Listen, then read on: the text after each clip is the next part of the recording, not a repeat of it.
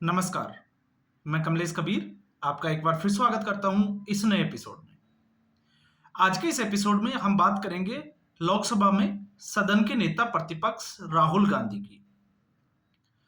राहुल गांधी जिस तरीके से बयानबाजी कर रहे हैं, एक के बाद एक, बिना सोचे समझे, और उसी कड़ी में एक बयान दिया गया था 17 दिसंबर 2022 को महाराष्ट्र के अकोला में।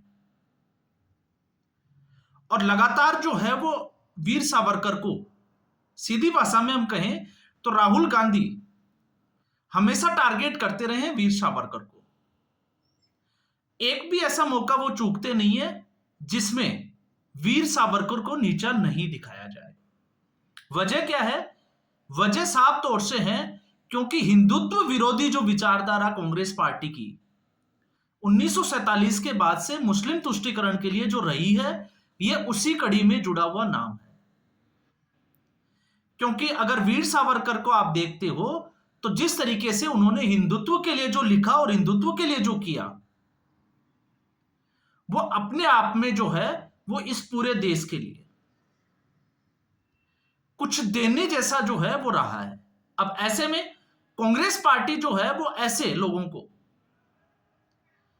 सिर्फ नेहरू और गांधी के अलावा किसी नेता का या किसी फ्रीडम फाइटर का नाम आगे आ जाए तो इनको तकलीफ शुरू होती है। और दूसरा कारण, हिंदुत्व को गाली देना, ये इनकी जो है वो परवरिश और परंपरा का हिस्सा रहा है। इसलिए इस तरीके का जो है वो बयान दिया गया। और ये हर बार जो है वो चुनाव में ये मुद्दा गर्मा जाता है। अब ऐसी स्थिति में लखनऊ के एक वकील जिनका नाम है, मैंने वो नाम निकाला है, नृपेंद्र पांडे, उन्होंने लखनऊ के सीजेएम कोर्ट में एक याचिका दायर की राहुल गांधी के खिलाफ। और 4 अप्रैल को लखनऊ की जो बेंच थी उसने राहुल गांधी को सम्मन जारी कर दिया।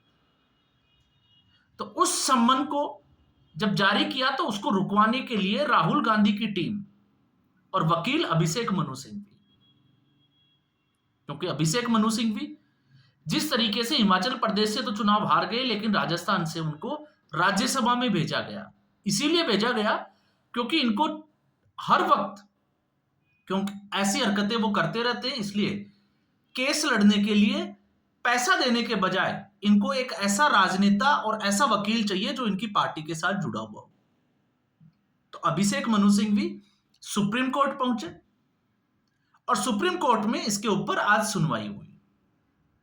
सुनवाई कर रहे थे जस्टिस दीपांकर दत्ता और एक और जस्टिस है मनमोहन सिंह, वो इसकी सुनवाई कर रहे थे केस की।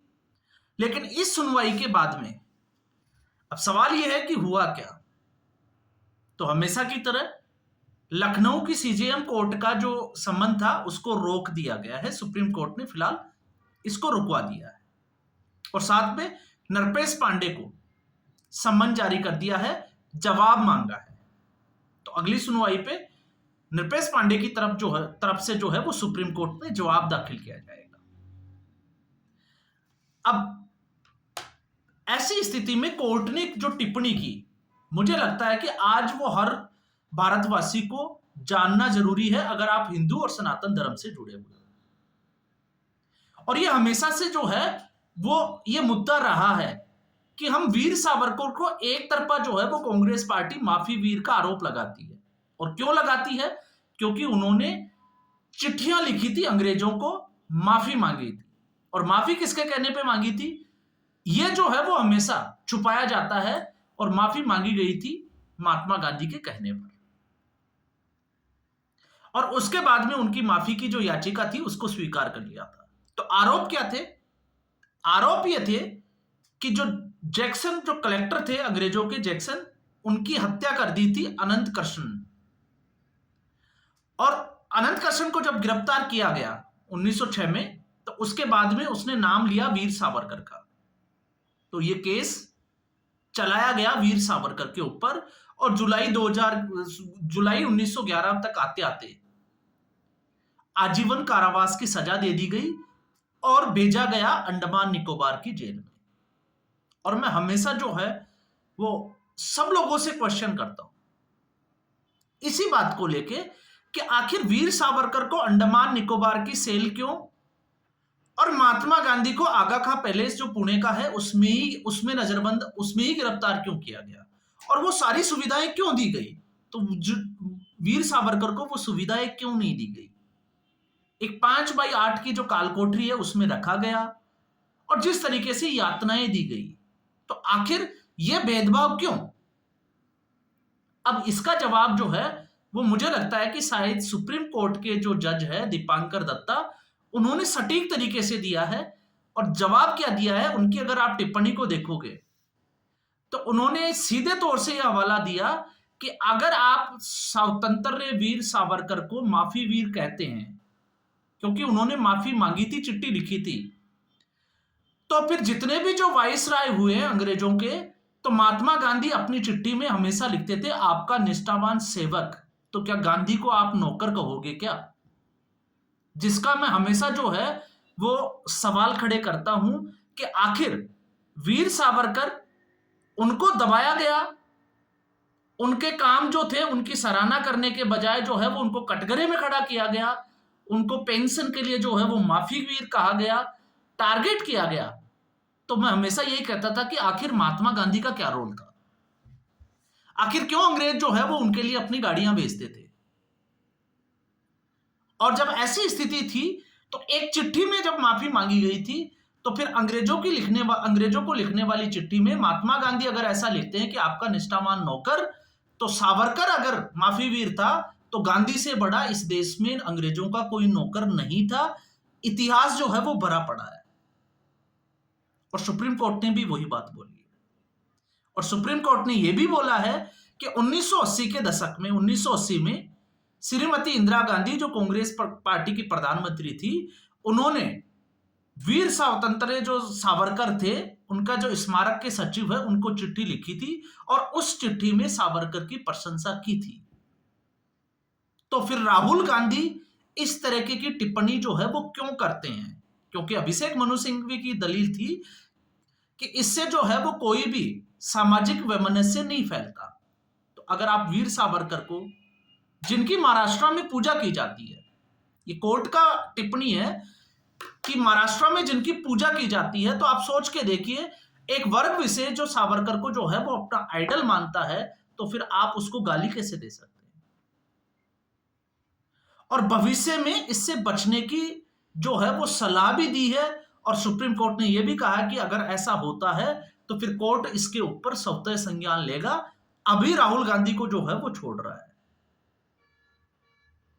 तो फिर अगर हम इसी बात को आगे बढ़ाते हैं, जैसे कि महात्मा गांधी की हमने बात की, तो फिर आप पंडित नेहरू को क्या कहोगे, जिसकी खुलेआम जो है वो माउंटबेटन की पत्नी एडविना के साथ जो रिश्ता था उसके ऊपर। और मैं आपको फिर कोट करके बता देता हूं, ये मैं नहीं कह रहा, आप पामेला हिक्स जो माउंटबेटन और एडविना की बेटी थी, आप उसकी किताब उठा के देखिए। वो किताब बताएगी कि इनका रिश्ता क्या था। और जब इनका रिश्ता ऐसा था, और जब मैं ये कहता हूं कि कांग्रेस पार्टी के समर्थित जो पत्रकार इस वक्त जो है वो अपने आप को सेकुलर बताते हैं और जवाहरलाल नेहरू को अपना मसीहा मानते हैं, मैं उनकी बात करता हूं जिनमें टॉप नंबर पे आते हैं आशुतोष।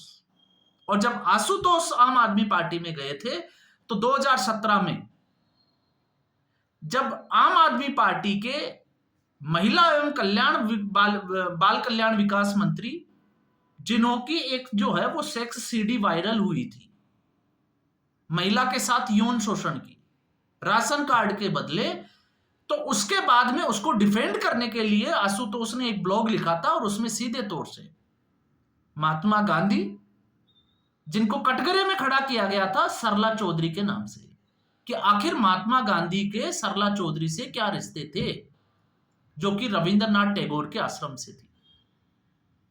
ये मैं नहीं कह रहा हूं, ये आशुतोष अंगुली उठा रहा है। अटल बिहारी वाजपेयी के लिए भी बात की उन्होंने। और फिर उसके बाद में उन्होंने यह भी लिखा कि जवाहरलाल नेहरू के कई औरतों के साथ जो है वो संबंध थे।